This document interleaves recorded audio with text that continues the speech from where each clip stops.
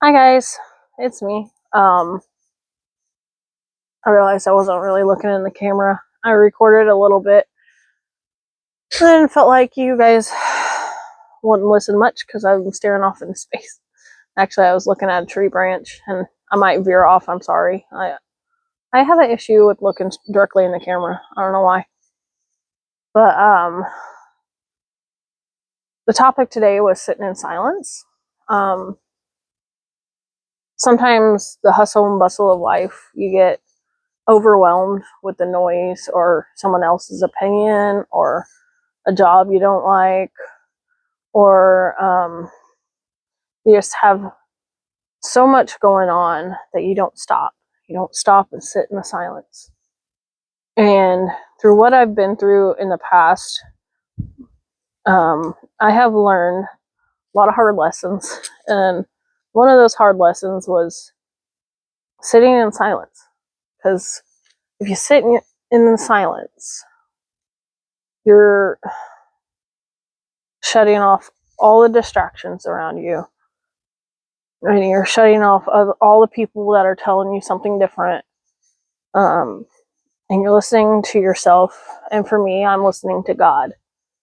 Um, an elder lady once told me, and it was in one of my darkest moments, was when I had rekindled my relationship with God, was her advice was, I promise I'll get there. Her advice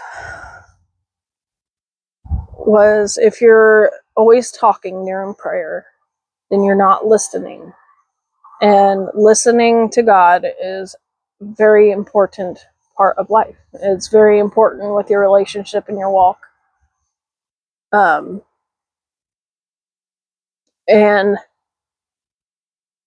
where the name Seated in Salvation came from, I'm going to give you a surface. It was a very dark time in my husband and I's relationship. I had left him, and we were separated for 6 weeks. Before I left him, he suffered with alcoholism. He was a alcoholic, full of anger from things that had happened to him that he hadn't dealt with. It was under the surface. And that's where his drinking medicated him. And some things happened there, and we're going to share our story on our Down to the Root Girl Talk. But on the flip side, when I decided to come back, we had dedicated our lives and our marriage to Christ. So it was kind of like an on and off switch with a light. Like for the first 10 years of our relationship, we were living with the light off. And then something happened, and we separated for 6 weeks. We separated for 6 weeks, and I came back. During that time, I had given up, but he had not. One of the messages that he wrote me during our separation was that he would be here and waiting for me when I decided to come home. And during that time, I had looked elsewhere. I didn't pursue anything, but I wasn't shut off to the idea either. And the good Lord had awoken me. There for a good few days, I was having a hard time sleeping, and for me, sleep is very important. And I have an easy time sleeping. So if I'm struggling enough that I'm not getting sleep, that means that there's something wrong. And I full-heartedly believe that was God giving me attention, or getting my attention.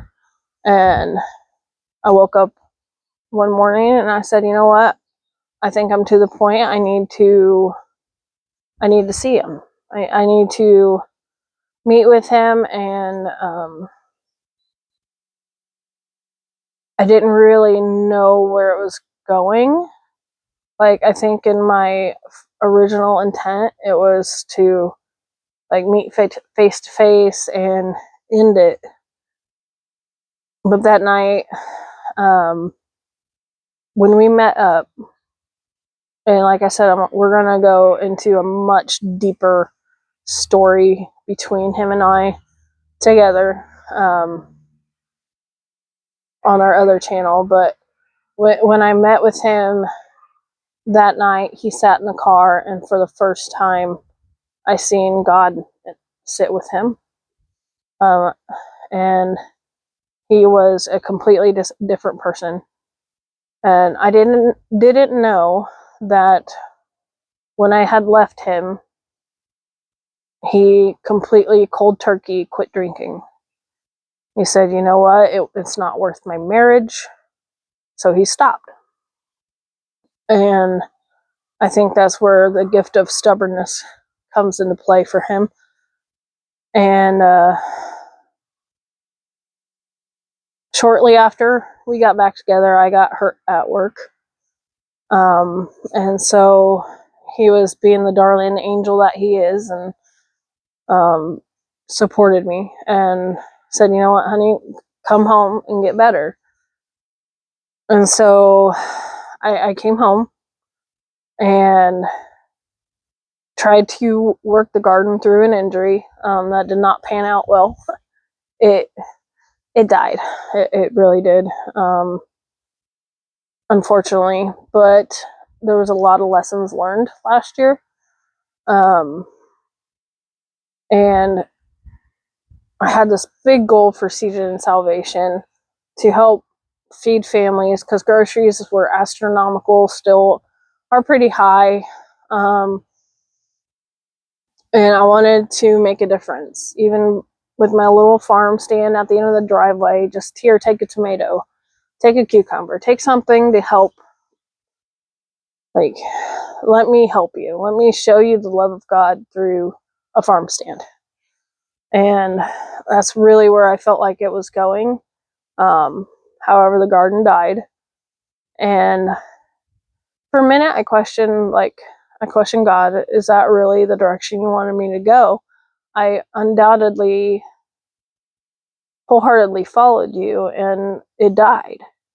Like, how is that what you wanted me to do? And the verse that got me through the dark time with Matt, and it has got me through since, is be still. You know, Psalm 46:10, be still and know that I am God. Or cease striving, depending on what version. And I think last year was a whole moment of be still.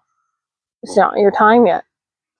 The idea is there. This is the year for lessons. This is the year for to show you that you really want this. That the best medicine for the garden is the gardener, as the girl that I follow, Roots and Refuge, as she says.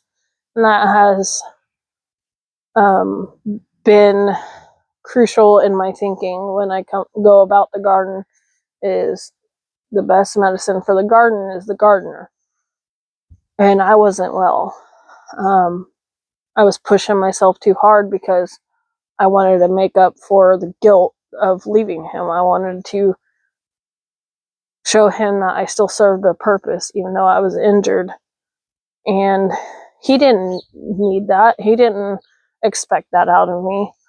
I expected it out of me because that's what I'm used to. I'm a workaholic, and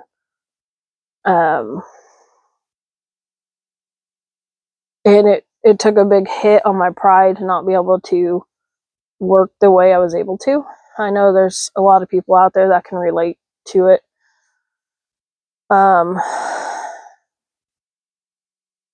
So Seated in Salvation was formed because when we formed the name, we thought long and hard. We wanted something unique. We wanted something to pull Christ in on the name. And I still haven't figured out how to do the graphics. But the Seated in Salvation, like we are saved in Christ. And our farm, our homestead was planted by God. So that's where we got Seated in Salvation. It kind of, for us, it marked the moment that we turned around, that we got our heads out of our rears and we wanted to focus on what God had in store for us, because what we had was not going to work. And from that moment, I had decided to follow blindly in faith. So much so that, like, if I want to do something major, I'm like, Lord, is this what you have designed? Or if our car breaks down, Lord, what are you trying to tell us? Like, I believe that God has a design for us. And I kid you not, like last year, we were provided more than what we had ever in our past had dreamed of. We found a way to get a tractor. We found a way to build some extra things around here. We found a way to feed and house ourselves, and which is huge.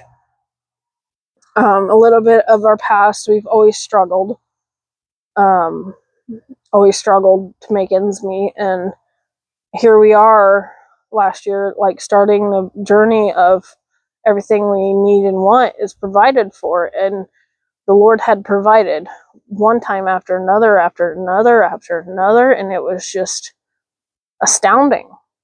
And I'll never go back to the way it was, because I've already seen that darkness, and I'm not turning the light off. Kidding me not. No, I will not go back to that place. So I hope this message reaches somebody. Like I said, I'm not going to judge you or where you're at, and I hope that even if you're not a believer in Christ, that you still follow me, because it's not always going to be my testimony, but I'm, like I told you, I'm shamelessly in love with God, and I felt like it was important to kind of get a brief story out, because I want someone maybe that's struggling like I was to see this, because I feel like there's a whole lot of hurt going on in the world, and I feel like if more people would turn to God and ask God what his thought and design for us was, then it would be a much better place. But